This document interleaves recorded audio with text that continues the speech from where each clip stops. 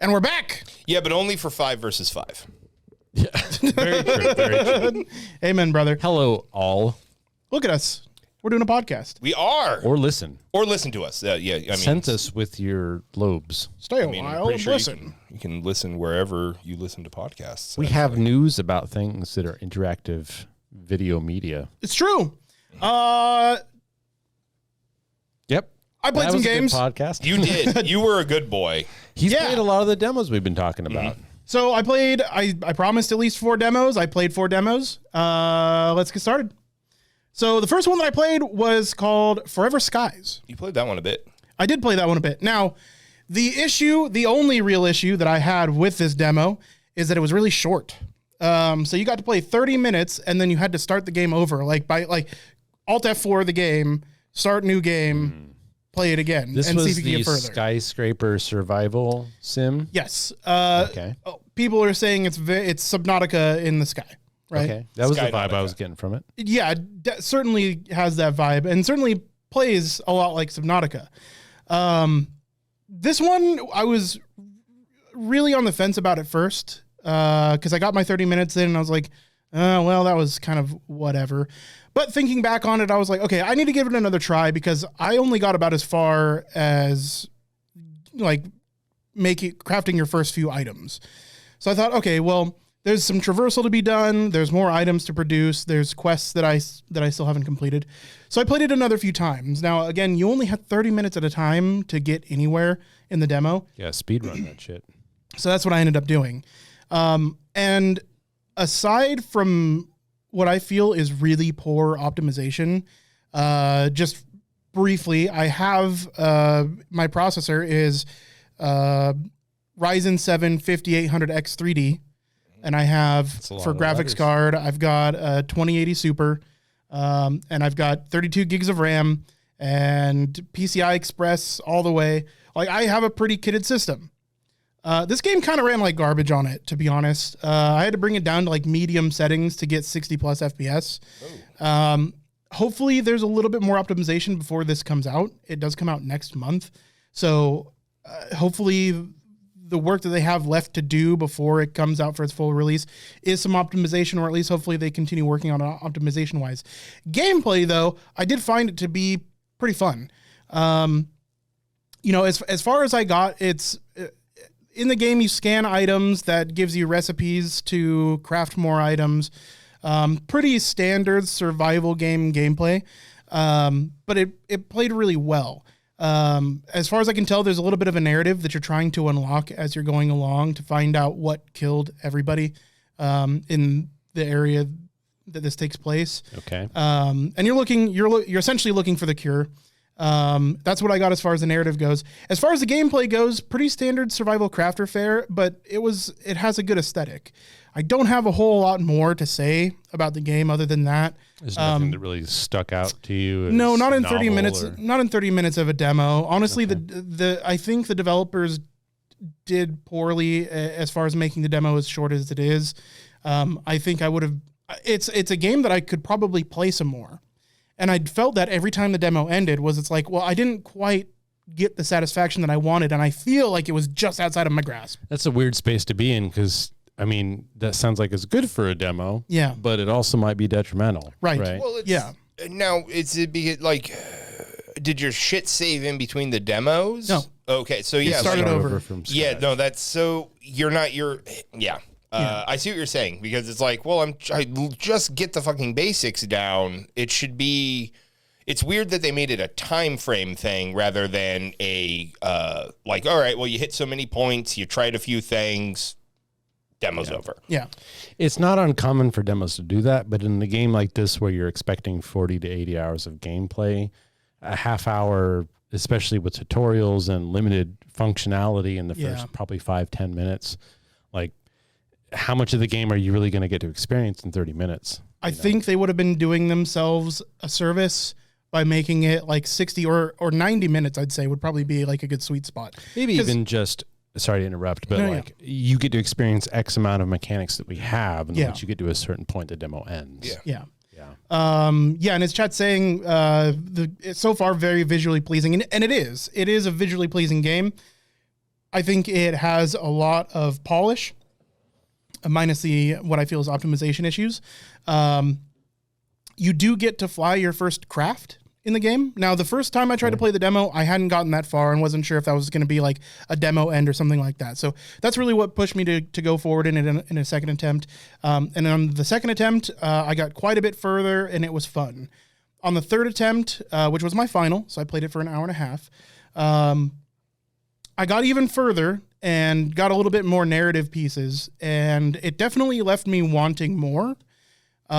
But I feel that a lot of people are going to pick this up. They're going to play the demo for 30 minutes because it even like locks you out of the game to the point where like you need to give feedback in the browser to exit the game. That's why I literally had to Alt F4 the game in order to close it. There was no manual close, no go back to main menu, nothing like that. So has kind of a No Man's Sky kind of a feel to it to me as well. I mean, with the tech and stuff, the tech and like you're, zipping up things and. Yeah. I mean, how was the flying? The Subnautica genre. There's nothing to write home about. It's a really simple craft that you get at first. Mm-hmm. W goes forward, shift and control are going to be your elevation. Yeah. Helicopter controls. Yeah, really simple. Okay. But you do have to craft like the engine in order to get there. That we're watching a little bit of gameplay, and that's what this guy's doing now. Is he's getting the materials needed to craft an engine. He crafts an engine, and that's what makes this pilotable. I mean that's essentially your first mission in like. Is it the same in Subnautica where you got to like build the stuff to get your? Yeah, you slowly work your way through the Okay. tech tree of submarines. You start off with literally just an engine that you hold, that carries you through all the way to a full size submarine that would normally be crewed by multiple people. Now, as far as I can tell, the crafting element is so you outside of your ship you have a line of platforms that encircle the ship. That's the only walkable space you have when you're piloting the ship, aside from having landed on solid ground. Okay. And that's the only place that you can put your crafted items as well. Now, it feels more like a base than it does a ship at some point. So, like, you are given essentially what is a cockpit, and that's it. And then you develop the ship later on by almost in a voxel-style manner, giving it walls, giving it more floor tiles, and then giving it, like by the time I finished my third playthrough, I had crafted so many items that it was actually getting hard to find the space to put additional. So I wanted to dive in a little bit into making my ship bigger, but by then the demo was about to end. So yeah, maybe it's an option. It is, yeah. So I started doing some flooring, and that's when the demo ended for me. So I feel like there's a lot of promise there. I feel like they would have done better to give players a bit longer of a demo experience, but it might be something worth picking up. So I know you only have a half an hour 3 times to go off of. Yeah. But from somebody who plays a lot of surviving based games, we've all played quite a few. Yeah. I play a lot of them. I view if you're going to make a food dish that is a video game, surviving is like a formula, right? Yeah. And so when you tell someone it's a survival-based game, they have a lot that they already picture in their head. Yeah.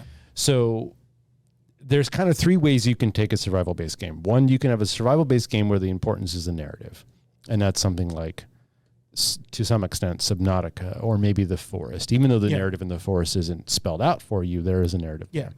You then also have the survival-based aspect, which is a non-meta level thing, which is we have really neat and engaging survival mechanics, something like the raft, where the beginning is you have all these meters, food and hunger and thirst, and you're trying to manage this while also expanding your raft. But then eventually the game pivots into a narrative-based thing. Yeah. Finally, you have survival as a mechanic on a meta level where the actual survival mechanics are fun. And that's things like Satisfactory or Factorio. Yeah. Right? Like the means of expanding and that 4X kind of mechanic where you're constantly evolving and iterating into bigger and better numbers and more efficient things. You're then surviving for survival's sake. Yep. So I play a lot of survival games that are new or demos or indie games and whatnot that the game is just what you expect from a survival game. It's like, okay, they've got the bare bones here, but then they don't add anything to it. It's like, this has been done a million times. You got to give me either narrative or fun survival mechanics or some kind of meta level stuff where the actual mechanics are enjoyable. Yeah. Do you have an opinion of where you feel like this game might be going out of those three? Well, as far as I can tell, I think it's fairly balanced with all the examples you gave me. I'd say it's probably closest to the Raft. Okay. In that I was certainly getting more narrative as I went. But I definitely was in the stage of building Bare my necessities, raft. Yeah. And I had by the time the last playthrough of the last demo that I played was done, I felt like I had the basic survival mechanics down. Okay. So it doesn't feel like that's going to be weighing you down all the time. So the difficulty doesn't lie in optimization of the base survival mechanics. I'd say it's certainly a threat. Like if it's something you ignore, then you're definitely going to get fucked, so right? It's a kind of a medium level threat there. Yeah, I'd say so. Like I never felt like imminent threat happening in the 30 minutes that I got to play. But if you found yourself wandering away from your mobile base for too long, then you're probably going to be suffering a little bit because like all of the water is irradiated and dirty. You have to purify I it. see at least 4 or 5 meters there you got to manage. Yeah. Yeah. So you have to manage your stamina. You do have to sleep in the game. Sleep progresses time. Storms happen. I was watching storms happen, and it seems like they're procedurally generated. Okay. And that was kind of a cool element. I really liked that. You have health to watch. You have a food meter, and you have a hydration meter. You do have to address all those things. But I feel like the game gives you some peppers to start with, and if you eat those peppers, your hunger meter goes up, but your thirst meter goes down. Right. Gotcha. But by boiling your food, it adds some hydration to the food that you're eating, all of the peppers, and will replenish less of your hunger, but also ticks up your thirst. Right. Okay. So finding a balance there is interesting choice. Yeah. So finding a balance there it seems important. Again, I only got a half hour to play, so I don't know how important it is, but it certainly does mean that there has to be thought put into the crafting and managing your hunger. Okay. So it seems well put together, well thought out, and it's visually it's very pretty. I'd like to see what it looks like at full graphics. I assume that's something the PS5 is going to have better optimization for. It's also coming out on the Series X, so I assume the optimization is going to be there. On the PC side, having to drop it down to like medium high settings was a little bit disappointing, considering I have a beast of a machine. So like I had to turn off ray tracing even without DLSS because the FPS was just too low. Ray I was getting is a thirsty tearing. bitch. Yeah, it is, but not so thirsty that I shouldn't be able to use it as an option at all, even at its lowest settings. So because I played Control at its highest settings, I should be able to play Forever Skies, right? So promising, but we'll wait and see. Yes, exactly. I would definitely a wait and see title. I don't know that I would pick it up on release, but I'd like to see some. It looks kind of neat. Yeah, I'd like to see some more gameplay footage of it before making a final decision. But it's kind of right up my alley, so I wouldn't doubt that it's something that I do play going forward. All right, what's up next? Got another one. It's called Technotica. I did talk about it last week just a little bit, but I played a little bit more this week. Was this the Underground Satisfactory? It is. Okay. Yeah. Now, I didn't get a whole lot farther. And to be honest, like I thought this was going to be a game for me. I like these kinds of games. It has survival elements. It has the Satisfactory-esque, building and, creating a factory and that kind of thing. And I love the aesthetic. It reminds me a lot of Deep Rock Galactic, another game that I love. So I thought this game was going to be right up my alley. I was a little bit kind of on the fence about it when I spoke about it last week. And I still am. The keybinds are weird. It controls weird. None of it feels fluid, and none of it feels natural. Like when I jumped into Satisfactory, that was a game that I could play right away. Felt immediately playable. There was a lot to learn, but the game, while it didn't hold your hand necessarily, it wasn't as hard to figure out as this game. This felt like less of a game and more of a chore as I was playing it. So I only got another 45 minutes out of it. So I played less than 2 hours, and I honestly didn't find the fun in that 2 hours. In the exploration, in the crafting, it all felt a little bit. It felt like it was all grind and no gameplay. Okay. Yeah. Real quick question. From the little bit of video I'm seeing a lot of dialogue boxes from what looks like some kind of manager or overseer. Mm-hmm. Satisfactory has a neat tutorial where they give you the bare bones when you land. Yeah. And it is robot voice telling you what you need to do. And it immediately gives you a checklist of objectives to accomplish before you unlock the next level of tech, which gives you more things to do, which then allow you to progress further. Yep. This to me seems like a game where you listen to a narrative voiceover telling you what to do. Yep. Step by step. Yes, you do. Right. And I think that is a holdover, a default a lot of games go to, where we're worried that our players are going to get lost or confused in this crazy game we have. So we're going to literally lead them by the hand. Yeah. And in a game like this, where there's so many things that you could be exploring or doing or looking at mechanics or UI or interface, by literally doing objective A to objective B, objective C, I can see what you're saying by forgetting the words you used, but like it felt clunky, right? Yeah. Yeah. No, yeah, it felt clunky. The interface didn't feel very fluid. I never locked in a way that other games of the same ilk locked me in. Okay. It's pretty disappointing because I thought I would. Like for instance, what we're watching right now is this guy has just made an ore extractor, and it was weird because it has a couple extraction points on the ore extractor in which you need to make why can't I think of the word? The belts. Yeah, to carry the resources. To carry belts resources. I never learned how to make those, and I wasn't sure when I was supposed to be. So I'm literally walking over to these things, pulling the ore out of them manually, feeding it into the robot that I'm supposed to feed it into so I can learn a new tech tree.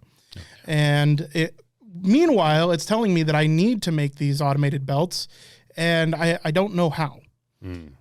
So the tutorial didn't feel terribly helpful, and honestly, it was really intrusive. Like every minute, this guide is telling you, hey, just a reminder, you got to go do this thing. And it's like, okay, well, I understand that I have to do this thing.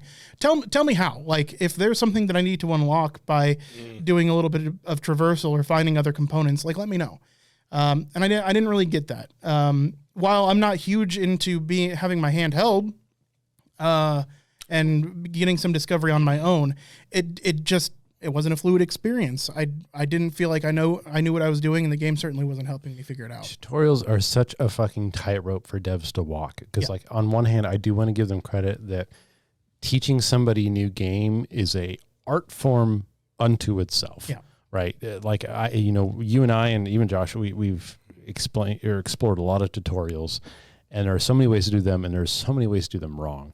So you want to give them some credit for the fact that they even try to do the tutorial, because some games don't. That doesn't excuse the fact that the tutorial might be bad. Yeah. And unfortunately, that tends to be the case because you have an entire gamut, A to Z, of people that are going to play your game. You don't know if you're teaching this tutorial to a satisfactory veteran, someone who's never played a game before, someone who has maybe visual impairments, or someone that's young or old or only plays sports games. So you have to try to find this middle ground. And I feel like a lot of novice devs from games I've played treat a tutorial as, the first thing they do. Yeah. It needs to be the last thing you do, in my opinion. The game needs to be done before you need to know inherently how your game works and get beta testing done and have play testers play it before you make your tutorial, because how are you going to teach someone the optimum way unless you have a full view of your game, right? You need opinions of other people on how your game plays and all that. Yeah.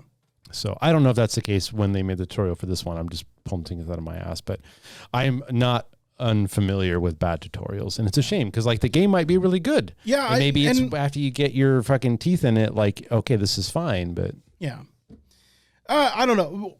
As far as this is concerned, check out the demo, play it yourself, or check out some, there are people that have early access to more of the game. Check out some gameplay from people that have played this a little bit longer before you make your final decision. But my decision is, honestly, it just kind of made me want to play Satisfactory. Yeah. It's had a couple really big updates recently. So yeah, I know. I'm kind of. I want it to be 1.0. Yeah. Like honestly, I think I'll wait as well. I just want to see 1.0, and then I will happily jump back in. Yeah. Next up on the list, I played Zero Sievert. This is this is the one I wanted to. I was really interested in playing. Well, it looked really fun. Was it fun? I don't know if it's up your alley. Oh, that's sad. So, a lot of people are saying it plays like Tarkov. I say it's 2D Stalker. At the end of the day, I felt like I was playing Stalker. Now, if anybody has played Stalker, especially like Stalker Anomaly, like in Iron Man, this is what it plays like. This game is fucking hard. Okay. Engaging in combat with other humanoids is a crapshoot. Like it is straight up a gamble. And I don't know if there is maybe a save state that you can do. Like once you progress far enough, you can go back to base and you can kind of save the game as far as your progress goes or not. Cause I honestly didn't get that far. I did a lot of exploration on the first map. I did a little bit of combat. Combat feels fine.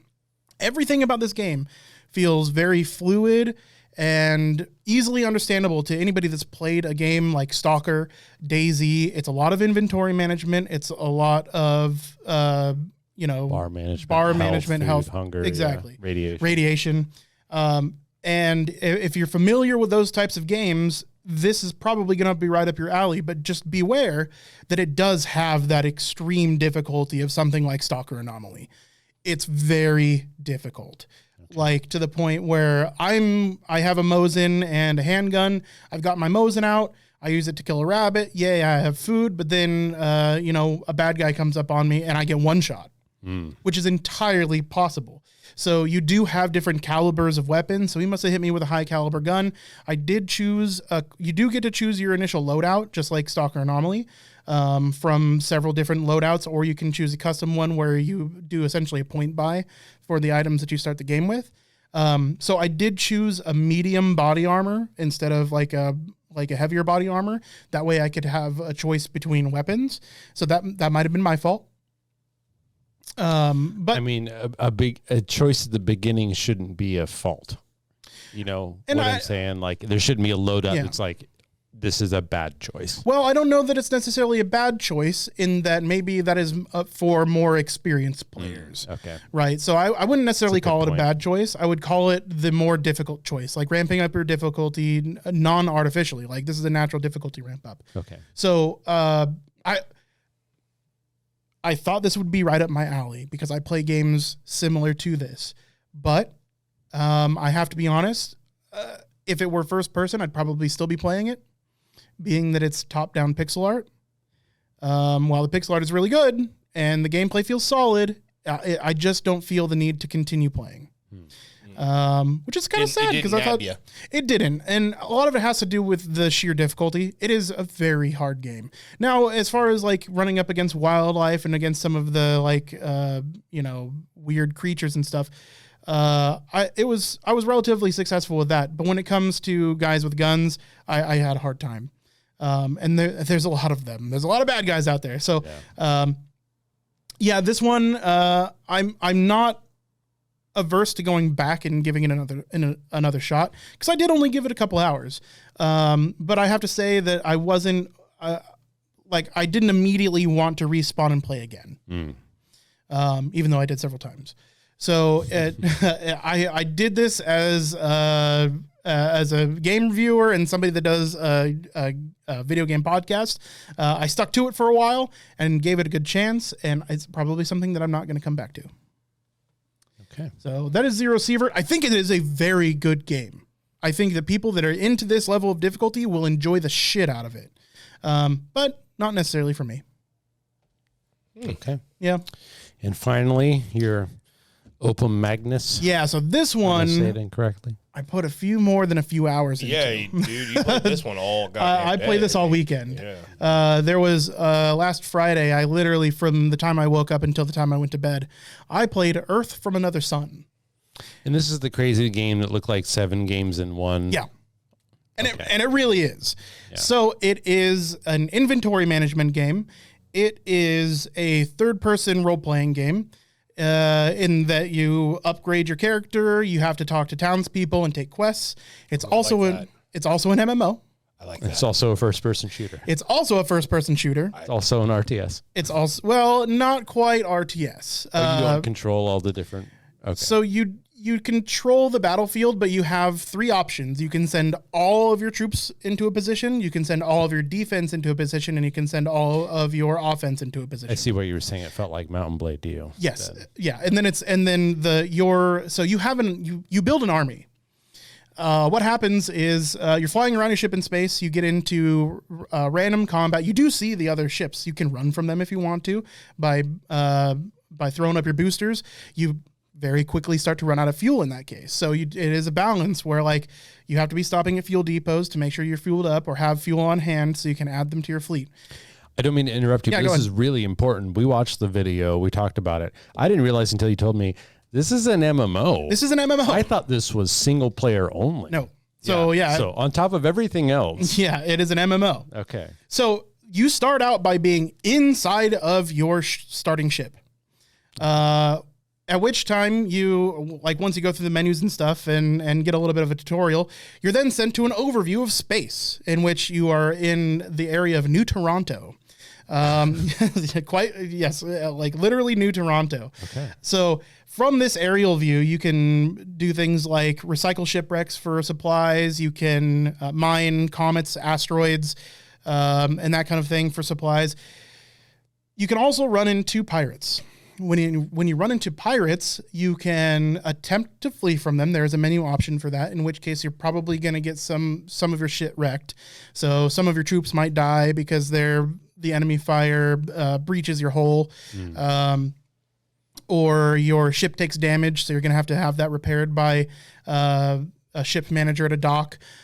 Or you can enter combat with them, and that's what we're seeing on screen here. It creates an artificial gravity field around your ships, so you can send all of your troops into an artificial land and have them fight amongst each other. This also includes the ship. Okay. So your ship is, while it can be attacking ground troops, its main priority is to attack the other ships in this artificial gravity field. Dust 541 situation. A little bit, yeah.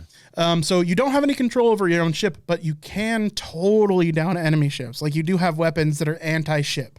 Okay. So from the ground, you're playing in the first-person perspective with a gun against incoming fleet of pirates. You do have a small army or sometimes big army that you control. Your army size is dictated by the size of your fleet. So while you start with just one ship, eventually I've got 3 ships. So I can have a military size that is, I think it's 900 units. Oh man. And I have it nearly full. Now a unit doesn't necessarily mean one ground unit. Some of your NPCs take up more than 1 unit slot. So you literally get an inventory for the size of the amount of PCs that you put on the ground. But then there's also the micromanagement game. They have to be fed. So you have to keep you have to continue to stock your resources. So this is something where like taking down an enemy ship can give you like 300 food resources, which then you can craft into even better foods. So you can take military rations, turn them into civilian rations. Civilian rations can then be added to other components and turned into like really good rations. And they all take a different amount of time to deplete. So the better your rations are, the slower they deplete, no matter how many you put into the ration slots. It's a very complex game with a lot of moving parts. Along with the pirate encounters, you're encouraged to fight the PEM. The PEM are essentially this game's Zerg.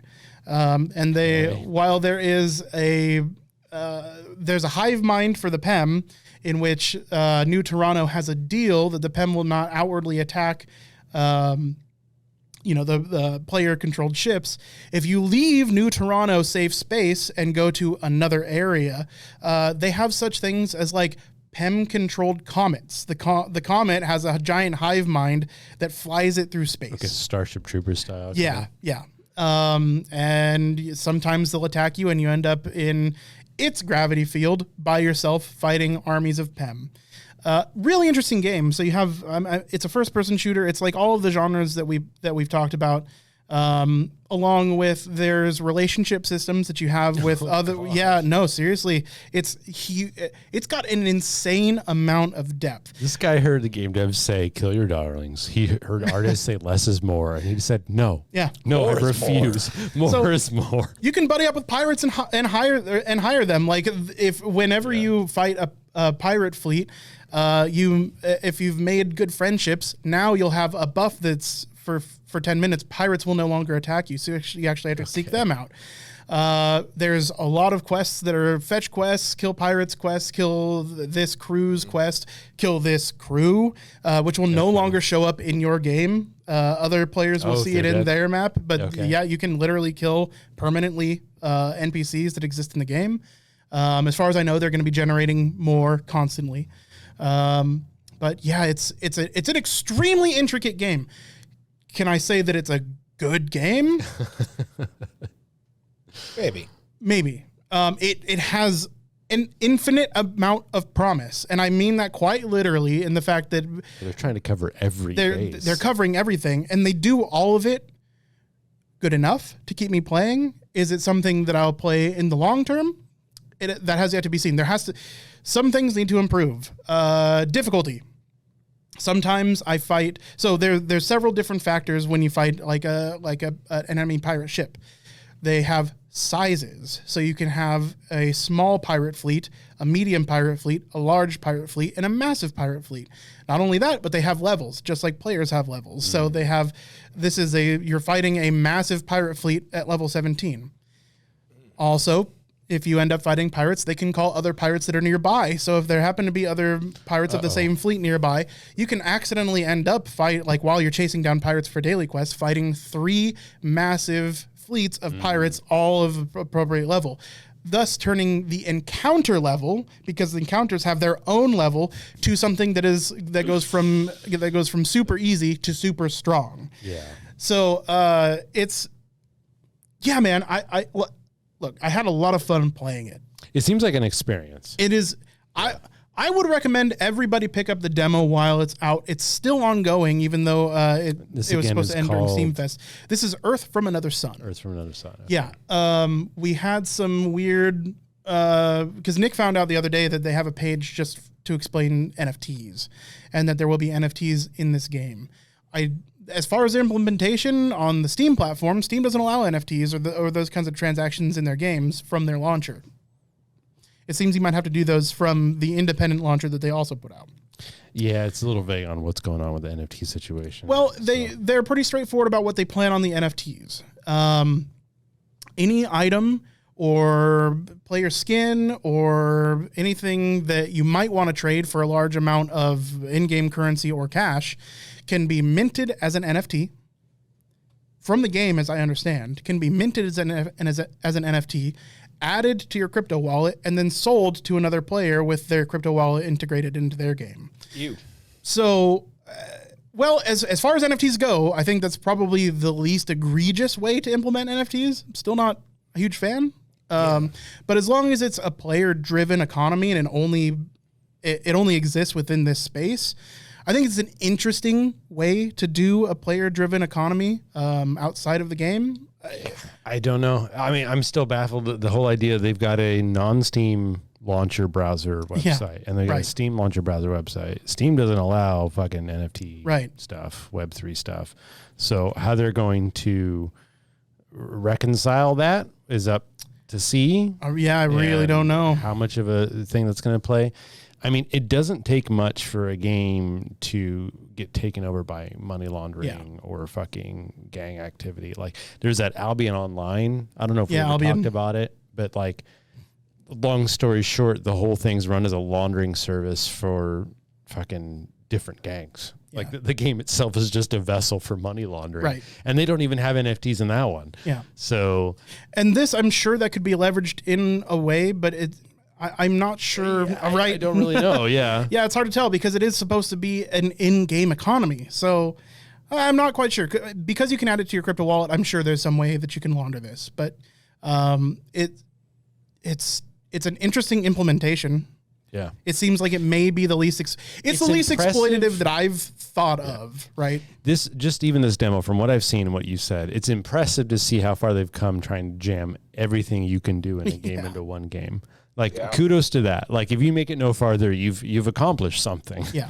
Right. This is this weird MMO Space Mountain Blade with every relationship. Yeah. Yeah. Okay. It's impressive. Yeah. They have a very robust crafting system, alien hatcheries that you can control as far as I know. Like, you have relationships with the PEM.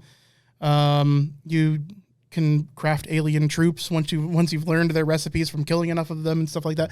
It's pretty incredible.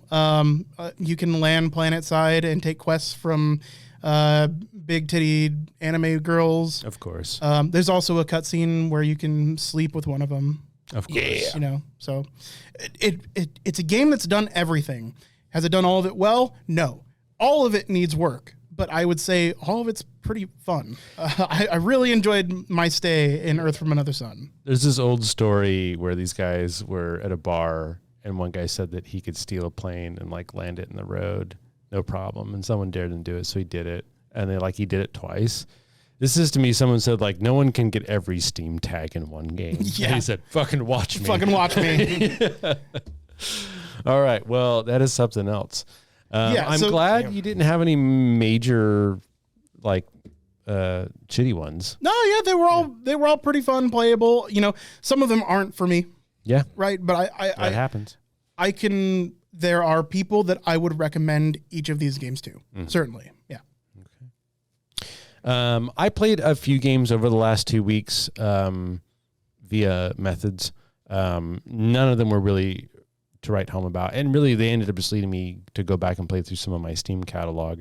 I want to give it out another shout out yet again to Horizon's Gate, which is 1 part Sid Meier's Pirates, 1 part Final Fantasy Tactics. Everybody who loves Final Fantasy Tactics is always trying to find that itch. I played Absolute Tactics recently, and it was like taking vitamin C pills when you're addicted to ketamine. It's not even close, right? Yeah. But again, Horizon's Gate, it's a little indie game. It's fantastic. Great modding community. Check it out. But as far as other new games, Josh and I have been playing a lot of Overwatch, which we're going to get to. Yeah. How are we looking at time? We want to talk about little articles? I think we got to go to Overwatch, and then if we got time, we can go to other stuff. Okay. Overwatch. It's been in the news. Back. Yeah. It's back. You want to open us up? Yeah. So Overwatch was the only game I liked for a while. And it had been a couple of years since I played it, and boy, was I excited to get back into it. And then you faced some mildly disappointing things. So like the 5-on-5 thing, I don't really understand why they did that. I feel like it's probably just for matchmaking purposes, I suppose. Yeah, if we had to guess.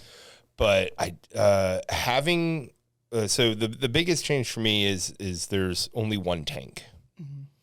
And now some of those tanks are really lacking the synergy of that second tank, right? Like Zarya can still invite you to a melt party, but without a Reinhardt for her to really be bubbling all the time seems a little lackluster. And it just, the sheer amount of steamrollings that I feel that are happening just because DPS came around the side that the tank wasn't on and now your entire team's dead. But with a few little quibbles like that, though, I feel like my overall feeling was just excitement getting back into it. I've already played with a couple of the old crew that I used to play with, so that was pretty cool. Nick, you didn't play a lot of Overwatch 1. What do you feel? I've got a lot to say about it. I will right now point out that you do a really good job of describing a symptom. I think that is going to be the crux of my talk, is that imagine if they took football, which is already defined to the T, and just said, there's 6 less players on each team now. Like, it doesn't even matter. It could be 5. It could be 1. Let's add 3 players. It doesn't matter. The whole point is that you had this heavily defined activity, this competitive activity that you're now changing. And you do not change the underlying mechanics alongside of it. like you are going to have problems. If they had made it 7v7 or 3v3 or 4v4, I really don't think it would have been that much different than them making it 5v5. The whole point is that over the lifetime of Overwatch, they have fixed bugs and changed patches and moved numbers around till they find some semi-solid state of competitive play based around a 6v6 game. And then they remove a player. You can't just do that. Like you're taking a support pylon out of a building, right? Yeah. And that analogy like a little bit. goes to everything that Overwatch 2 has done, from gameplay to mechanics to monetization to updates to bugs to patches. Like I could rant for a while about this, but I really think that's the axiom of our argument, is that they've had this fundamental pivot and shift in Overwatch for seemingly no reason other than to somehow optimize monetization. Yeah. Chat brings up a good point that a lot of competitive games right now are 5v5. It could be that simple. They want to try to think that there's some little lever they can tweak that's going to squeeze them out that much more popularity. Oh, most games are 5v5. Players want to play 5v5 games. That's not what people play. To interrupt games. real quick, Blizzard already fucked up their competition for Overwatch League. This fuck up didn't start a couple weeks ago. No, it started with them leaving Twitch. Yeah. I mean, now they can only be found on YouTube. They get half the viewership that they got on Twitch. They should have seen that coming. I mean, honestly, like if they wanted to get an extremely popular shooter going, they had one. Overwatch League was huge. Yeah. Removing it from Twitch and putting it solely on YouTube was a quick money grab that failed at the end of the day. So making this 5v5 to match what others do in order to get it popularized again, if that was any part of their goal, that's, again, very short-sighted on their part. I think if I had to break down what we're going to talk about Overwatch, it's kind of in three parts. We have the meta level Blizzard, Microsoft money, esports stuff. We have the new update and what changes they make regarding the UI and the battle pass. And then we have the actual acute gameplay itself. Yeah. Josh is an experienced Overwatch player. He's had a lot of original Overwatch one time. And from what it sounds like you just said earlier, like, it's still Overwatch. It's still Overwatch. Like that was the thing I noticed to me. Like, is I think the first game I played was jumped back into, was it Lunar Base or no? It was Ejong Tower. That was like the first. It was like, oh my god, one of my favorite maps. And it felt really cool to be back in it. But then, like, I had a difficulty merging my accounts. It took, I mean, oh my God, first world problem. It took an entire day for my accounts to merge, which I guess ultimately is not too big of a deal. But that's been a problem for a lot of people. It has been a problem for a lot of people. And I had a lot of stuff from Overwatch 1. And then when I first loaded up Overwatch 2, like I couldn't play as a couple of characters I liked. I had only the very basic stuff. And then when my stuff transferred over, I was like, oh, cool. I have all my credits that I accrued up, except I cannot buy any new things with my credits. Right. And so, like, yeah, the blatant money grab of it all, really, that's what sticks in my craw about it so far. Like some of the gameplay stuff getting steamrolled and whatnot, that's just adaptation. Eventually 5v5 will adapt. You will adapt to the one tank. Different metas are going to come out. But the blatant cash grab thing is really sticking in my face. Like, you have to 32 weeks. You have to do your daily challenges for 32 weeks in a row to get one gold, like to get one legendary skin. What? So get the fuck out. On that, get the fuck out. I have an article from DualShockers. A Reddit user by the name of Autumn_High, that's HI, recently made a post on the Overwatch 2 subreddit wherein they detailed that the game's current progression model, it can take up to 5 years to unlock all of playable hero Kiriko's non-seasonal cosmetics.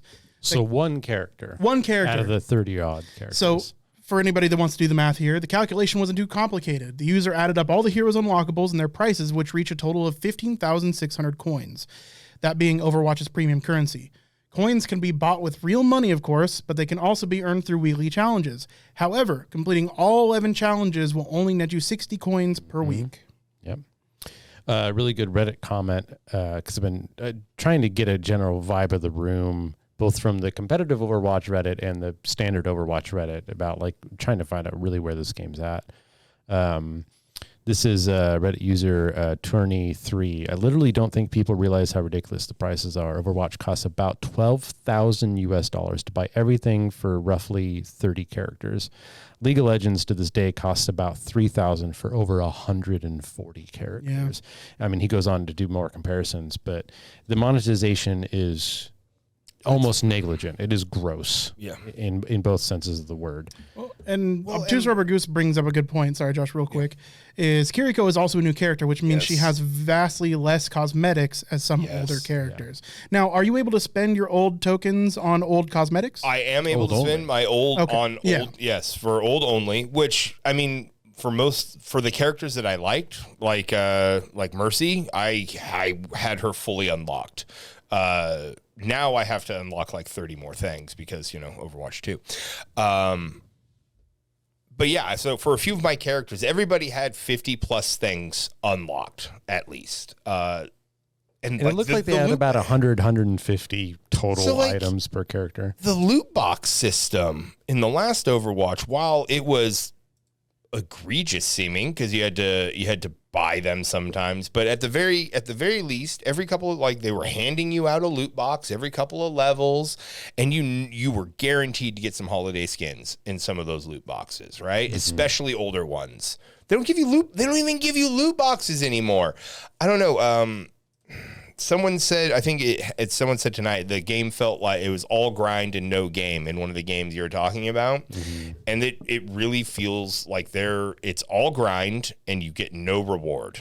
The rewards used to be minimal, but at least there were rewards. But now it doesn't seem like you're going to get any skins or anything like that for playing their game. It's only money that you're going to get. Keep talking about symptoms. I've now been playing... I mean, the last time I played, Orisa had just launched, and I mean, I didn't really unlock anything for any characters, but I've been now playing 3 or 4 nights in a row, maybe 12, 15 hours of gameplay.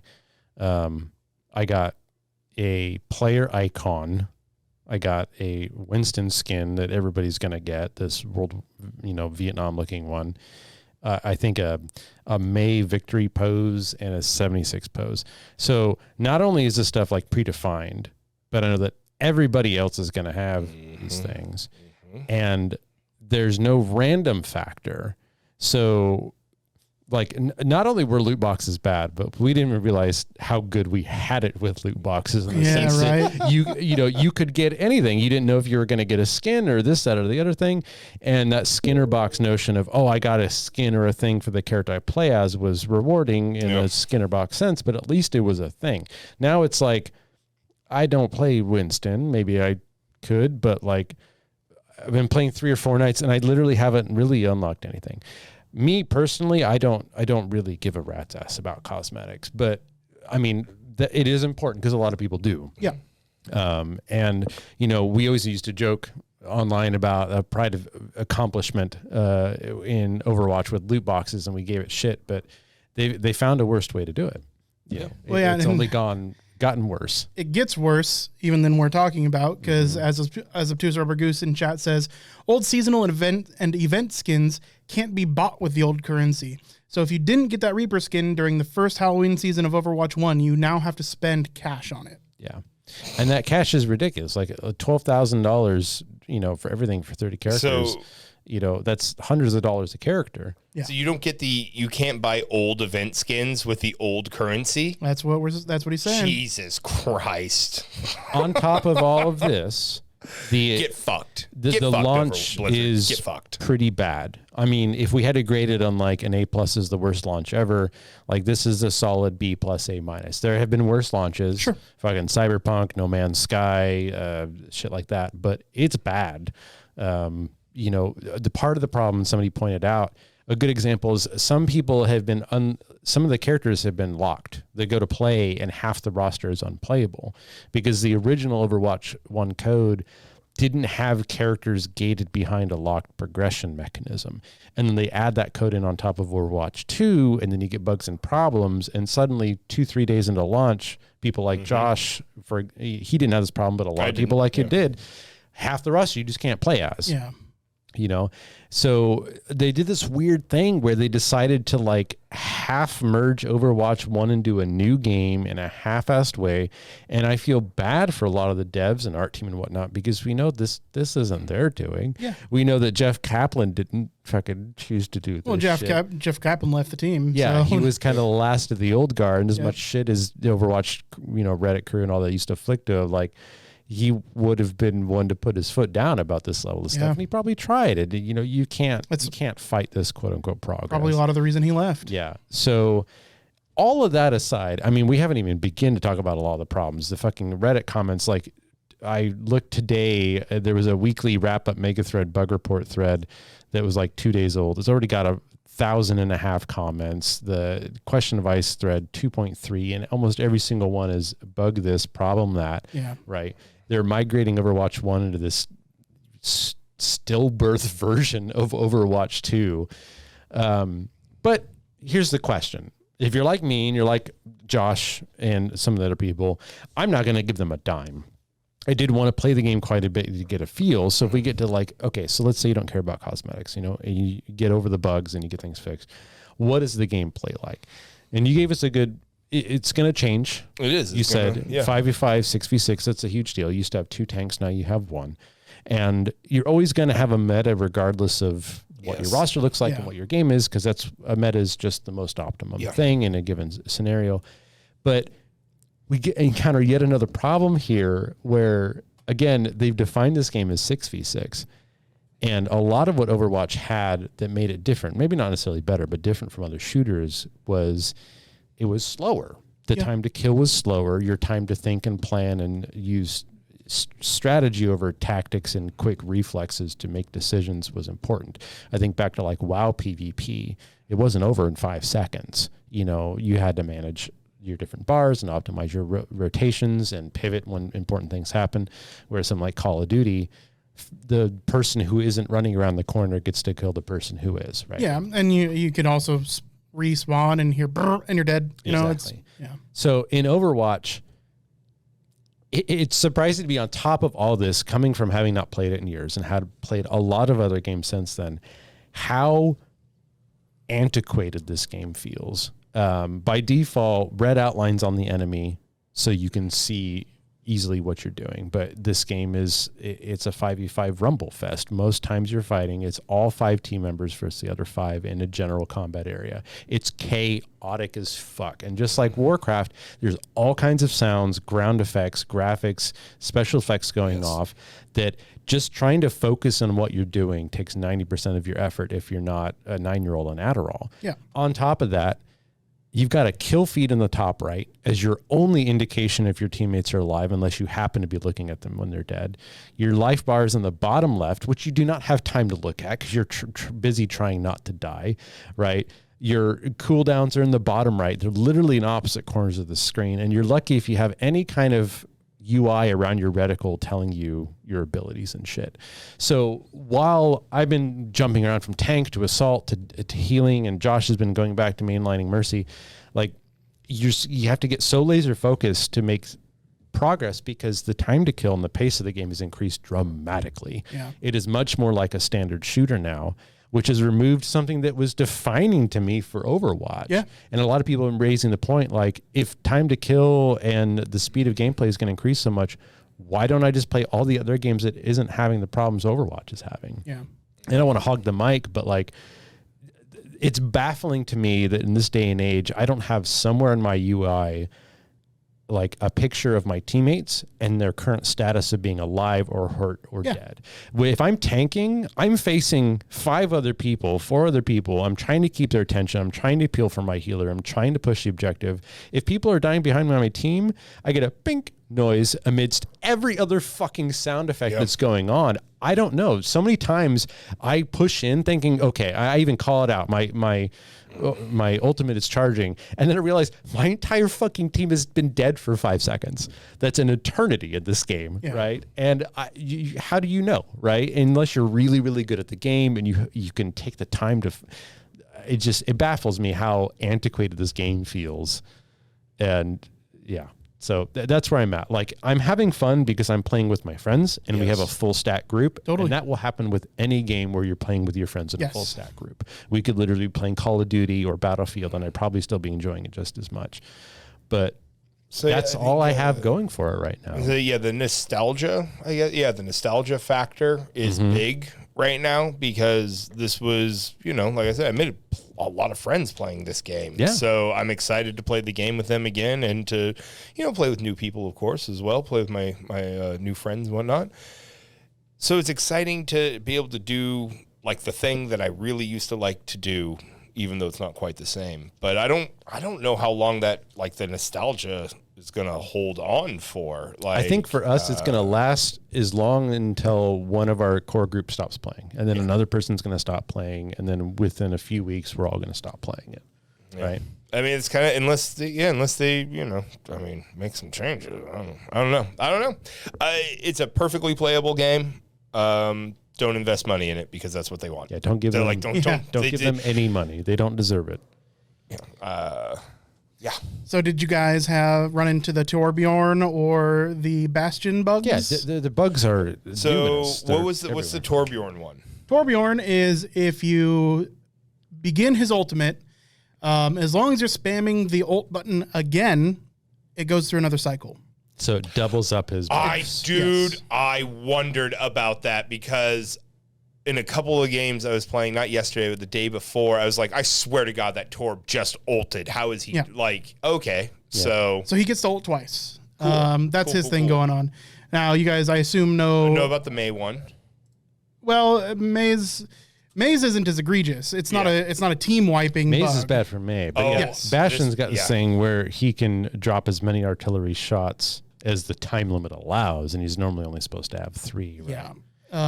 As quickly as you can spam Q and left click is as many times as you can drop bombs with Bastion. Yeah, I saw Twitch clips of 20, 30 drops in one time. Yeah. And on top of that, this change to his ultimate, like, it's so antithetical to Bastion's nature to sit in the back lines for his ultimate. Like, that's not what you should be doing as a Bastion, right? At least I've been reading a lot of Reddit comments. People are like, this doesn't feel like a good use case for an ultimate for Bastion. Like, I feel like I'm having to change my play style where, as opposed to, I used to be able to push with my ultimate, I become a tank and I roll around and I'm vanguarding shit.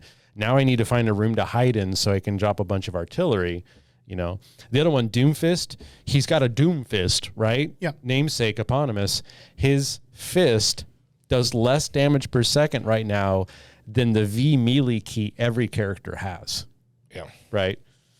Individual bugs, these are all just symptoms. We could sit here and rant about all the problems the game has, but at the end of the day, they try to fold in a half-baked game into a game that already stands, a game that people paid money for, that they're not getting to use anymore.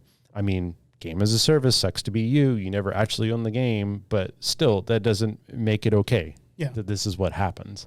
So, I don't know. I really don't see any foresight from Blizzard into any long-term planning with this. To me feels like let it try to optimize their monetization cash grab, and if it kills Overwatch, it kills Overwatch. Well, Blizzard hasn't been known in recent years to put out a game that's well optimized and well built and without extreme balance issues and bugs for quite some time. I mean, it's one thing really not to put out Overwatch. A game like that, but it's another thing to ruin a game that already had it. For sure.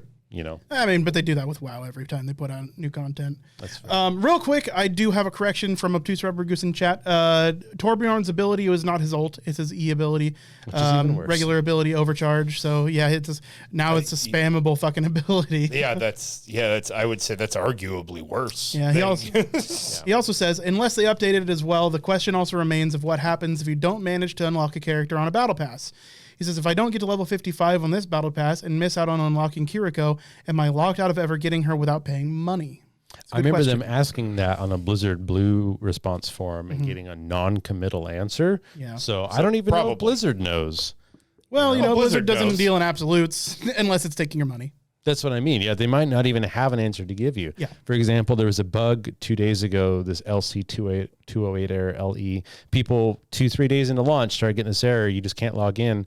And after a handful of hours, I finally got a blue text response from Blizzard saying, "Hey, we're aware of it. We have no idea what's causing it. We can't fix it. Hold on." Of course, it's okay. So we didn't even get to the initial launch date with the DDoS attacks and stuff like that. No. It's Overwatch. They're targeted like that for every major release. It kind of is what it is. But it made for a pretty rocky start. There's also the having to tie your phone to it. Yeah, that was being locked to SMS. Bad. Yeah. So what that is in an effort to quote unquote combat bots and cheating and whatnot, you needed a quote unquote legitimate phone number to do two-factor authentication, which meant that everyone on a Cricket wireless plan, or I'm guessing Mint Mobile, there's a word for it, those pay by the month plans. The non-carrier plans. Yeah. They legitimately couldn't play Overwatch. So it's you're too poor, or you're in a situation in your country wherever that you don't have the ability to have a mainline phone number, you don't get to play Overwatch. Yeah, sucks to suck. Huge outcry about that. And Blizzard's response was, "Oh, okay. Well, every Battle.net account that was made before November 2021 won't need that."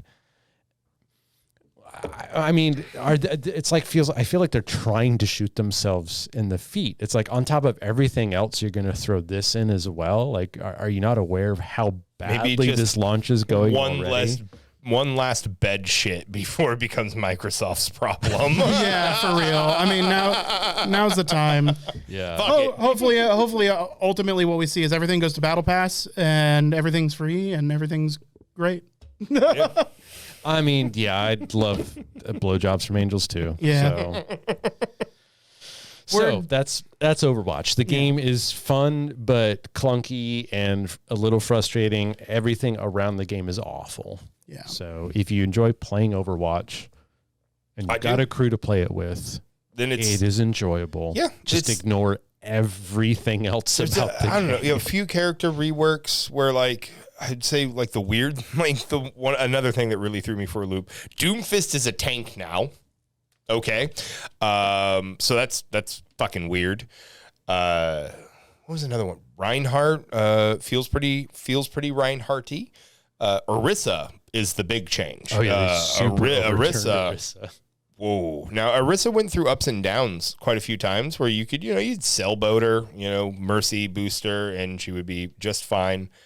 Orisa's a fucking beast. They gave her just about everything you could have in a single kit. The only thing she can't do is heal herself, but she can mitigate damage like crazy. Yeah, she mitigates damage like crazy, has armor, has knockback attacks, has charge attacks. Got the whole toolkit. The whole kit? She's got roughly 3 toolkits combined into one kit. And a caboodle. And having come from playing a lot of MOBA games, I literally can pick out the ultimates of 3 different characters from Smite that she has all wrapped into one kit. And it's awful. According to Obtuse Rubber Goose, she gives herself temporary health. That's a heal. That's a heal. And that's damage a heal. reduction. That's a heal. Yeah. Yeah.